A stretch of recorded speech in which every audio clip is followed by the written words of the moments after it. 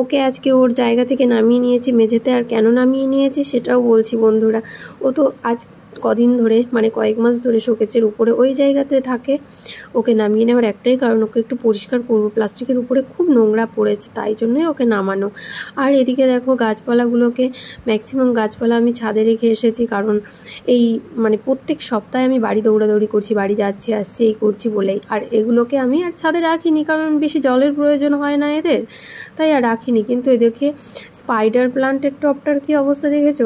Spider গাছগুলো সব মারাই গেছে প্রায়। আর এদিকে দেখছো অ্যালোভেরা গাছগুলো কেমন কালো কালো হয়ে গেছে।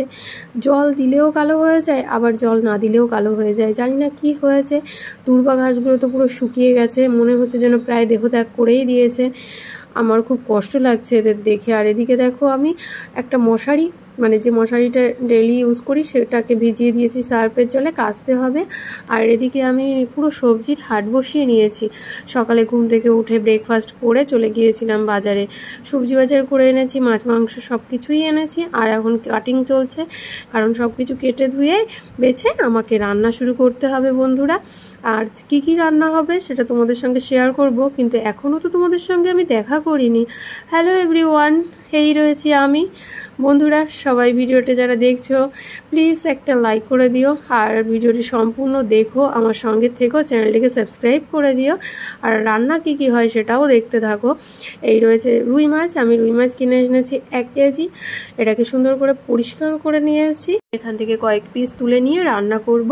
আর এদিকে চিকেনটাকে পরিষ্কার করে নিয়েছি বন্ধুরা। এই রয়েছে আমার চিকেনটা। তবে বন্ধুরা এখানে কিছুটা চিকেন বাকি আছে, কারণ আর কিছুটা আরেকটু পাত্রে তুলে নিয়েছি। এখানে 5 মিশালি সবজি কেটে নিয়েছি, করব পুঁই শাকের চচ্চড়ি বা লাবড়া যেটাই বলতে পারো। আমি কিন্তু পুঁই শাকের পাতাগুলোকে আলাদা ক্লিন করি, কারণ পাতায় প্রচুর পরিমাণে নোংরা থাকে, বিশেষ করে এই বর্ষাকালে। তাই পুঁই শাকের পাতাগুলো আলাদা ক্লিন করে একটা জারে নিয়ে নিয়েছি। এদিকে আলু আর পটলগুলো একটু লম্বা লম্বা করে কেটেছি। এটা রুই মাছ দিয়ে একটু পটলের ঝাল করব, মানে তরকারি বলতে পারো। ওদিকে রয়েছে উচ্ছে আর বেগুনের টুকরো, দুটো উচ্ছে ছিল ঘরে, অনেক দিন হয়ে গেছে তাই কেটে নিয়েছি। আম টুকরো করে নিয়েছি, করব একটু আমের চাটনি। আর আমটা বেশি শক্ত হয়ে গেছে, জানি না কেমন হবে খেতে। বন্ধুরা দেখো এই যে সমস্ত সবজি সমস্ত কিছু আমি একবার দেখিয়ে দিলাম তোমাদেরকে। আর এই আমি চলো দেখি রান্না কি কি করতে পারি। ওদিকে হেয়ার অয়েলিং করে নিয়েছি, ঘেমে যাচ্ছে, যার জন্য হেয়ারটাকে ওয়াশ করব রান্না করার শেষে। চলো তাড়াতাড়ি করে রান্নাগুলো কমপ্লিট করি। কড়াই গরম হয়ে গিয়েছে, আমি সর্বপ্রথম একটু বেগুন ভাজা করে নেব। বেগুনগুলো দিয়ে দিয়েছিলাম তেলের মধ্যে, তখন মাথায় এসছে, তাই তো ভিডিও তো তোলা হয়নি। এদিকে আম সেদ্ধ বসিয়ে দিয়েছি, আমটাকে ভালো করে সেদ্ধ করে নেব। এই কপিস মাছই আমি আজকে পটল আলু দিয়ে রান্না করব, তাই লবণ হলুদ মাখিয়ে নিয়েছি, ভাজতে হবে। একটু ময়দা নিয়ে নিলাম, ময়দার মধ্যে দিয়ে দিচ্ছি সামান্য চিনি, লবণ, আর দিয়ে দেবো একটু তেল। তারপর ভালো করে মাখিয়ে এটাকে ঢাকা দিয়ে রেখে দেব। তবে দুপুরে লাঞ্চের জন্য ওটা হচ্ছে না, পটল আর আলুকে সুন্দর করে ফ্রাই করে নিচ্ছি। মাছও ওদিকে ভাজা হয়ে গেছে, দেখো উচ্ছে মাছ দুটো ভাজা কমপ্লিট বন্ধুরা। আর ভীষণ গরম লাগছে, কিন্তু কিছু করার নেই, রান্নাগুলো তাড়াতাড়ি কমপ্লিট করতে হবে। তোমাদের দাদাভাইও ফিরবে, কখন ফেরে দেখি। আর আমি তাড়াতাড়ি রান্না করব, কিন্তু খিদে পেয়েছে, খিদে একটু একটু পাচ্ছে, তাই খাবো জল, কারণ গরমে বেশি খিদে পায় না, আর বেশি খেলেও কষ্ট হয়, তাই জলই খেয়ে নিই একটু। আর মাথা ব্যথা করছে প্রচুর পরিমাণে, একটু বামও লাগিয়ে নিয়েছি, যার জন্য আর গল্প করব না, তাড়াতাড়ি রান্নাটা কমপ্লিট করি। চলো দেখি। আম সেদ্ধ হয়ে গেছে, আমে ভালো করে চিনি দিয়ে একটু চটকে রেখে দেবো, তাহলে চিনিটাও গুলে যাবে আমের সঙ্গে। আর ওদিকে দেখো পেঁয়াজ রসুন আদা, এদিকে কাঁচা লঙ্কা দিয়েছি, শুকনো লঙ্কাও দিয়েছি, জিরেটা দিয়ে পেস্ট করে নেব। একটু জিরে ফোড়ন দিয়ে দিলাম, হালকা একটু হলুদ দিয়ে দিচ্ছি বন্ধুরা। হলুদ দিলে কি হয়, তোমরা যারা আমার পুরনো ভিউয়ার্স রয়েছে তারা জানো, হলুদ দিলে মশলাটা চারিদিকে ছড়িয়ে ছিটিয়ে যায় না। নতুন ভিউয়ার্সদের জন্য বলে দিলাম, মশলাটা দিয়ে দিচ্ছি। আমি কিন্তু বন্ধুরা লঙ্কা দিলে কিন্তু কাঁচা লঙ্কা পাকা লঙ্কা দুটোই অ্যাড করি। যদি পাকা লঙ্কা আমার ঘরে না থাকে, দুটো শুকনো লঙ্কা দিয়ে দিই, জাস্ট ফর কালারিংয়ের জন্য। চলো এবার একটু বেশি করে হলুদ দিয়ে দিচ্ছি, তাড়াতাড়ি মশলাটাকে কষিয়ে নেওয়ার জন্য। লবণ আগেই দিয়ে দিয়েছিলাম, একটু স্কিপ করে দিয়েছি। মশলাটা কষানো প্রায় হয়ে গেছে। এবার আলু পটল ভাজাগুলোকে ঢেলে দিয়ে ভালোভাবে কষিয়ে নেব, তারপর জল ঢেলে দিয়ে ফুটিয়ে মাছ দিয়ে দিলে হয়ে গেল। এদিকে দেখো আমি কিন্তু ভাত বসিয়ে দিয়েছি, আর তরকারি প্রায় হয়ে গেছে। চলো ঢাকাটা খুলে একটু দেখে নিই। এই দেখো, আর এরকম সাদামাটা তরকারি ভালো, মশলা সবই দিয়েছি, তবে লাল লাল করিনি, এই আর কি। 5 ফোড়ন দিচ্ছি কেন বলো তো, শুকনো লঙ্কাও দিয়েছি। আরে বাবা, পুঁই শাকের চচ্চড়িটা করবো তো আগে এই 5 মিশালি সবজি ডাঁটা সহকারে ভালো করে নাড়িয়ে চাড়িয়ে নিয়ে তারপর আমি দিয়ে দিচ্ছি শাকগুলোকে। এবার একটু ঢাকা দিয়ে দেবো, তাড়াতাড়ি শাকগুলো নেতিয়ে পড়বে, রান্না তাড়াতাড়ি হয়ে যাবে। ওদিকে আমার ভাতও কমপ্লিট হয়ে গেছে, ভাতটাকে উপর দিতে হবে ফ্যান ঝরানোর জন্য। দেখো বেশ ঝরঝরে ভাতটা করব। আর চলো একটু বেডরুমের দিকে যাওয়া যাক। দেখো বেডের কি অবস্থা, এই হয়েছে অবস্থা। এই অবস্থায় রেখে আমি চলে গিয়েছিলাম মার্কেট করতে, মার্কেট থেকে এসে সোজা রান্নাঘর। তাই এগুলোকে সব গুছিয়ে নিতে হবে। বাইরে ঝিরঝির করে বৃষ্টি পড়ছে, একদিক থেকে ভালোই হয়েছে, যা গরম লাগছিল এই গরমটা কমিয়ে দেবে বৃষ্টিটা। তবে আমার মনে হচ্ছে না যে এই গরমটা কমাতে পারবে।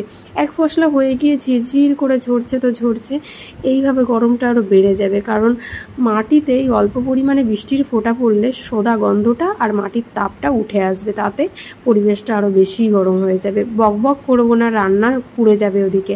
দেখো পুঁই শাকের চচ্চড়িটা তাড়াতাড়ি করে নেব, ওদিকে চান করতে যাব বন্ধুরা। চান কমপ্লিট করে এসেছি, কিন্তু আমার এখনও রান্নাবান্না কমপ্লিট হয়নি, কারণ অনেকক্ষণ মাথায় তেল দেওয়া অবস্থায় ছিলাম। তাই তাড়াতাড়ি হেয়ার ওয়াশ করে নিলাম, রান্না করতে যাব, কিন্তু তার আগে আমি ঠাকুরকে ভোগ দিয়ে যাই। দেখো ঠাকুরকে খেতে দিয়ে দিয়েছি, আর এবার আমি রান্নাঘরে যাব, আর রান্নাঘরে গিয়ে বাকি রান্নাটা শেষ করব। চলো তাড়াতাড়ি চলে যাওয়া যাক রান্নাঘরে। দেখো পুঁই শাকটা হয়েই গেছে, একটু ঝোলটা কমে এলে আমি নামিয়ে নেব। চিনিটা দিয়ে দিলাম জাস্ট। এবার দেখো ফ্রিজটা খুলেই নি, দেখি ফ্রিজ থেকে কি বের করা যায়। তেমন কিছুই নেই, ফ্রিজ পুরো ফাঁকা। এইটাই আমি এখন বের করে নিচ্ছি। আর এর মধ্যে কি আছে চলো দেখা যাক তো। দেখি এর মধ্যে কি থাকতে পারে। এই দেখো একটু ডাল রয়েছে কাল রাতে, সেটাকে একটু গরম করে নিচ্ছি, কারণ পুঁই শাকের চচ্চড়ি দিয়ে আমি খেতে খুব ভালোবাসি। আর তোমাদের দাদা ভাই কিন্তু দুপুরে আসছে না, রাতে আসছে। এই যে মাছের ঝোলটা আমি রেখে দেবো, মানে মাছের তরকারিটা। আর দুপুরে এই দেখো আমি থালায় ভাত নিয়ে নিয়েছি, ডাল, পুঁই শাকের চচ্চড়ি, বেগুন ভাজা, উচ্ছে ভাজা। এটা দিয়েই আমি লাঞ্চ কমপ্লিট করছি। খাওয়া দাওয়া হোক। দেখো লাঞ্চ কমপ্লিট করে এই যে শুয়ে আছি, একদম চুলটাকে বিছানা থেকে ফেলে দিয়েছি। হেয়ারটাকে শুকাতে হবে, প্রচণ্ড ভেজা, কারণ হেয়ার ওয়াশ করেছি বন্ধুরা। আর আমার ঠান্ডার সমস্যার জন্য আমি কিছুই করতে পারি না। আগে আমার হেয়ার ওয়াশ করলে আগে হেয়ারটাকে ভালো করে শুকোতে হবে, তারপর বাদ বাকি কাজ। আমের চাটনি কমপ্লিট হয়নি, ওদিকে বন্ধুরা আমি ময়দা মেখে রেখেছি। কী করব আমি নিজেও বুঝতে পারছি না, তবে হেয়ারটাকে আগে শুকিয়ে নেব এটা বুঝতে পারছি। হেয়ার শুকিয়ে চলে এসেছি রান্নাঘরে। দেখো কিছুটা চিকেন রেখে দিয়েছিলাম আলাদা করে বলেছি। এদিকে কাজু, তারপর চালমগজ আর একটু পোস্ত দিয়ে ভিজিয়ে দেব। আর এদিকে দেখো পেঁয়াজ, রসুন আর আদা একটু পেস্ট করে নিয়েছি। পেঁয়াজ, রসুন, কাঁচা লঙ্কা, আদা নয়, এটা দিয়ে দিলাম চিকেনের মধ্যে। আর চালমগজ, কাজু আর পোস্ত বাটাটাকে আমি এখন দিয়ে দেবো চিকেনে, দিয়ে সুন্দর করে মিশিয়ে প্রায় 1-2 ঘন্টা, 1 ঘন্টা এনাফ, 1.5 ঘন্টা হলে ভালো হয়। আমি ওই 1-1.5 ঘন্টা ম্যারিনেট করে রেখে দেবো ফ্রিজের মধ্যে। আর ওদিকে চলো দেখি চাটনির জন্য কাজু কিশমিশ বের করে নিয়েছি। আর আমাকে তো তোমাদের সঙ্গে দেখা করানো হয়নি। দেখো এই যে আমি, আর দেখো টব বানিয়ে চলে এসেছি। মশারিগুলো সব আমি মেলে দিয়েছি রান্নাঘরে। আর আমি মাসে একবার করে মশারি ক্লিন করি, এটা আমার ফোবিয়া। শুধু মশারি নয়, বিছানার চাদর তো আমি সপ্তাহে 2 দিন করে ক্লিন করি। আমার প্রচুর বাজে ফোবিয়া আছে। চাটনি কমপ্লিট হয়ে গেছে, একটু ধনের গুঁড়ো ছড়িয়ে দিচ্ছি, এতে ফ্লেভারটা খুব ভালো আসে। চলো চাটনিটা তো টেস্ট করাবো, একটু টাইট হলে ভালো হয় না, এরকম টাইটই নামিয়ে নিই। আর চাটনির পরিমাণটা একটু বেশি করে নিয়েছি, এই যে 2টো বাটিতে নামিয়ে নিয়েছি। আজকে খেয়ে থেকে গেলে কালকেও খেয়ে নেবো বন্ধুরা। ওদিকে চলো দেখি সেই ময়দা মাখাটা সেই যে ঢেকে রেখেছি, এখনও খোলা হয়নি। এই খুলজা সিমসিম এমন আটকে গেছে কেন, মনে হচ্ছে যেন জাদুর কাঠি বোলাতে হবে তবেই খুলবে।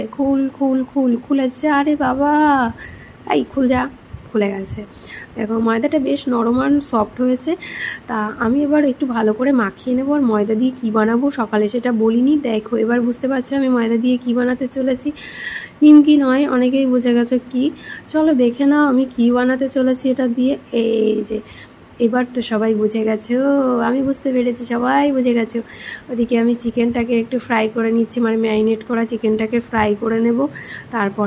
আর আমি কিন্তু এখানে কি বানাচ্ছি বলো তো, চিকেন রেজালা। আমার রেজালা কমপ্লিট হয়ে গেছে, নামিয়ে নিচ্ছি বন্ধুরা। রেসিপিটা আর দেখালাম না তোমাদেরকে। ওদিকে লাচ্চা পরোটাও ফ্রাই করা হয়ে গেছে। চান করে চলে এসেছি সন্ধ্যা প্রদীপ দিতে। আর সন্ধ্যা প্রদীপ দেওয়া কমপ্লিট। এরপরে একটা কাজ আছে, চলো যাই সেখানে।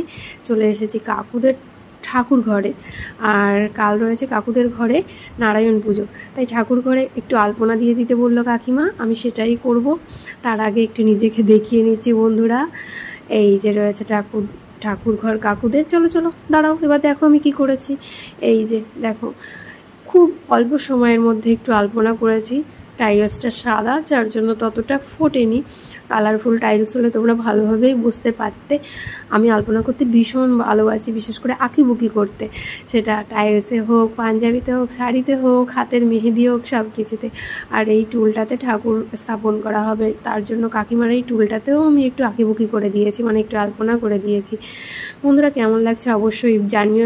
আজকে তেমন একটা ভালো হয়নি, মানে ভালো ফুটছে না সাদার উপরে, তাই জন্যই বললাম ভালো হয়নি, কিন্তু আমি খুব ভালোবাসি আলপনা করতে। এই আমার কমপ্লিট আলপনা। চলো এবার বেডরুমের দিকে যাই। তোমাদের দাদাভাইও চলে এসেছিলো, তাকে তো রাতের ডিনার দিয়ে দিয়েছি। ডিনারে রয়েছে লাচ্ছা পরোটা, পেঁয়াজ, চিকেন চাপ। মোবাইলের জন্য কালারটা দেখো, চিকেন চাপে লাল লাল হয়ে গেছে, চাটনি। আর খাওয়া দাওয়া তো কমপ্লিট, সে দেখো শুয়ে পড়েছে, কিন্তু তাকে এখন টেনে তুলবো। আমি একটুখানি বানরুটি বানিয়েছিলাম, মানে খেতে বসার আগে বসিয়ে দিয়েছিলাম, কিন্তু সে তো জানতো না, সে ঘুমিয়ে পড়েছিল। তাকে বললাম ওটা একটু খেয়ে নাও, একটু কাটিং করে খেয়ে নাও। তাই সে একটু কেটে নিজে টেস্ট করছে, প্লাস আমাকে একটু খাইয়ে দিচ্ছে। আমাদের বাড়িতে কিন্তু মাইক্রো ওভেন নেই, তবুও কিন্তু আমি ওভেনের মধ্যেই বানরুটি বানাই। একটু হ্যাঁ, ওই হোমমেড কেক এইসব তৈরি করি। একটু মিষ্টি না খেলে আমার হয় না। আজকে রসগোল্লা ছিল না, তাই জন্য এটা বানিয়েছিলাম। ভালো থেকো বন্ধুরা।